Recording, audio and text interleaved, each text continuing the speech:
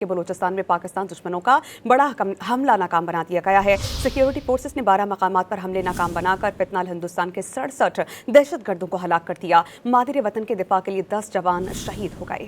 دہشت گردوں نے 11 شہریوں کو بھی شہید کر دیا۔ صدر، وزیر اعظم، وزیر داخلہ اور دیگر نے بزدلانہ حملے کی سخت مذمت کی۔ سیکیورٹی ذرائع کے مطابق دہشت گردانہ کارروائیوں کے دوران بھارتی میڈیا اور سوشل میڈیا کی جانب سے فتنۃ الہند کی مکمل سپورٹ گٹھ جوڑ کو واضح کرتی ہے۔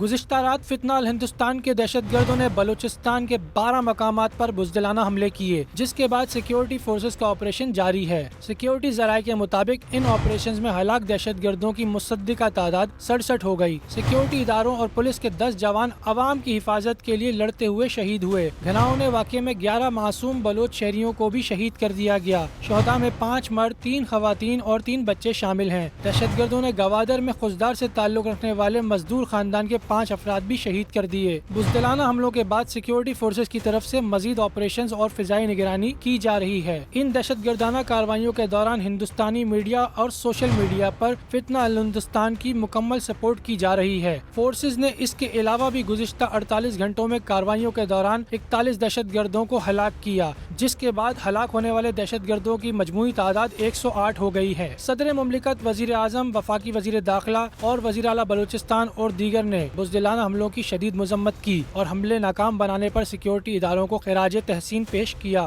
وزیر اعلیٰ بلوچستان نے کوئٹہ میں بم دھماکے کے مقام کا دورہ کیا اور سیکیورٹی فورسز اور پولیس کے جوانوں سے ملاقات کی۔ سرفراز بگٹی نے واضح کیا کہ ریاست دشمن عناصر کو کسی صورت معاف نہیں کیا جائے گا۔ بلوچستان کے امن پر کسی قسم کا سمجھوتہ نہیں کریں گے۔